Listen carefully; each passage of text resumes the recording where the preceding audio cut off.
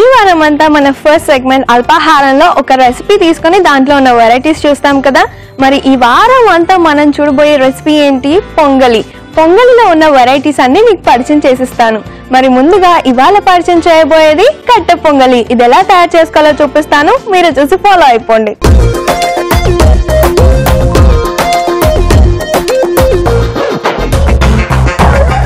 Okay, so కట్టె పొంగల్కి కావాల్సిన ingredients ఇక్కడ ఉన్నాయి. చాలా తక్కువ ఇంగ్రీడియంట్స్ తో చాలా తొందరగా ప్రిపేర్ చేసుకోవచ్చు.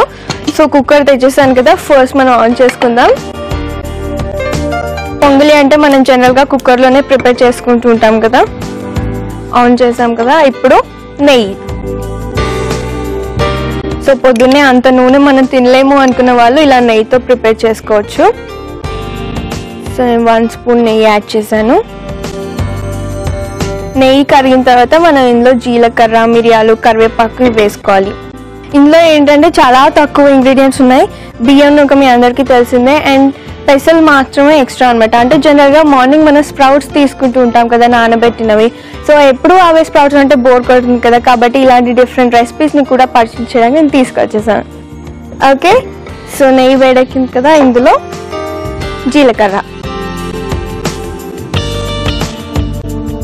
కొద్దిగా జీలకర్ర, కొద్దిగా మిరియాలు,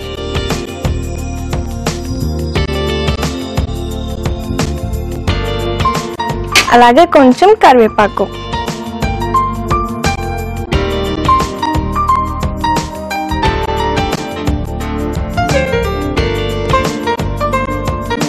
సో ఇప్పుడు ఈ పెసలు నేను నానబెట్టలేదు, ఎందుకంటే మనం ఇక్కడ కుక్ చేయాలి కదా. మనం కుక్కర్ పెట్టేసుకున్నప్పుడు అది ఆ ప్రెషర్కి కుక్ అయిపోతుంది కాబట్టి నేను నానబెట్టలేదు. సో ఇప్పుడు యాడ్ చేసుకుందాం.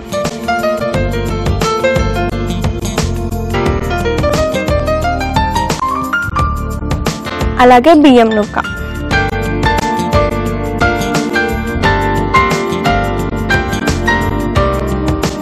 పొద్దున్న రైస్ని అవాయిడ్ చేయడానికి కూడా మనం దీంతో ప్రిపేర్ చేసుకోవచ్చు. అండ్ స్ప్రౌట్స్ కూడా హెల్త్కి చాలా మంచిది కదా. సో కాబట్టి మార్నింగ్ రెగ్యులర్గా అలా స్ప్రౌట్స్ నానబెట్టుకుని తినకూడదు అనుకున్నప్పుడు మీరు ఇలాంటివి కూడా ప్రిపేర్ చేసుకోవచ్చు. సో కొద్దిగా సాల్ట్. ఓకే, సో సాల్ట్ కూడా వేసేసాం కదా, బాగా మిక్స్ చేసుకుందాం.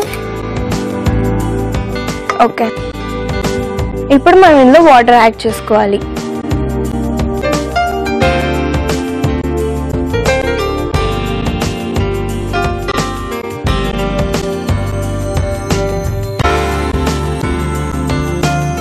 ఓకే, సో మనము 1/2 కప్ పెసలు తీసుకున్నాము, అలాగే 1/2 కప్ బియ్యం నూక తీసుకున్నాం. సో ఈ రెండు ఉడకాలి కాబట్టి ఈ రెండింటికి సరిపడా నీళ్ళు మనం యాడ్ చేసుకోవాలి. ఇంకొద్దిగా వాటర్ పడతాయి మనకి.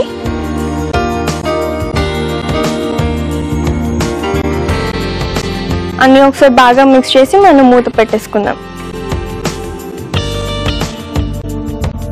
ఫ్లేమ్ కొద్దిగా పెంచి లిడ్ పెట్టేసుకుందాం. ఇప్పుడు మనం ఒక 3 విజిల్స్ వచ్చే వరకు కూడా వెయిట్ చేయాలి. అండ్ నేను మీకు ఇందాక చెప్పాను కదా, సబ్జా గింజలు తీసుకుంటే హెల్త్కి చాలా మంచిది అని. జనరల్గా సమ్మర్ అనగానే హెల్త్ ప్రాబ్లమ్స్ చాలా వస్తూ ఉంటాయి. సో అవన్నీ అవాయిడ్ చేయడానికి సబ్జా గింజలు ఏంటి అంటే హెడేక్ని తగ్గిస్తుంది. సమ్మర్లో జలుబు వస్తుంది, ఆ జలుబుకి హెడేక్ కూడా వస్తుంది. సో ఈ రెండు తగ్గాలంటే ఆ సబ్జా గింజలు తీసుకోవాలి. అండ్ అలాగే డిప్రెషన్ కూడా పోతుంది అంట. మనకు అంత హెడేక్ అండ్ ఈ ఎండకి అంత వర్క్ చేస్తున్నాము అంటే బాగా స్ట్రెస్ అయిపోతాం. సో ఈజీగా డిప్రెస్ అయిపోతాం కాబట్టి దానివల్ల డిప్రెషన్ కూడా పోతుంది. అండ్ అలాగే మోకాళ్ళ నొప్పులు కూడా చాలా వరకు తగ్గిస్తుందంట. సో వీలైనంత వరకు నార్మల్ వాటర్ కాకుండా ఈ సబ్జా గింజలు తీసుకోవడానికి ట్రై చేయండి.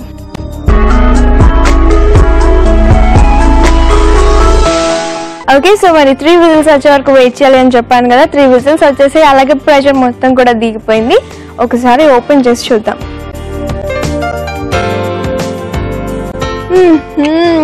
ఆ కలర్ చూస్తున్నారా ఎంత బాగుందో. అండ్ స్మెల్ కూడా మనకి స్ప్రౌట్స్ ఉన్నాయి కదా, అలాగే మనకి రవ్వ కూడా ఉంది కదా. సో ఆ రెండు స్మెల్ కలిపి ఒక మంచి ఫ్లేవర్లా వస్తుంది. సో ఒకసారి బాగా మిక్స్ చేసుకుందాం. ఎస్, రెడీ అయిపోయిందండి మన కట్టె పొంగలి. సో ఇప్పుడు మనం ఏం చేయాలి అంటే డిష్ అవుట్ చేసుకోవాలి. సో నేను వెళ్ళి సర్వింగ్ బౌల్ తీసుకొస్తాను. ఓకే, సో సర్వింగ్ బౌల్ తీసుకొచ్చాం కదా, ఇప్పుడు మనం డిష్ అవుట్ చేసుకుందాం.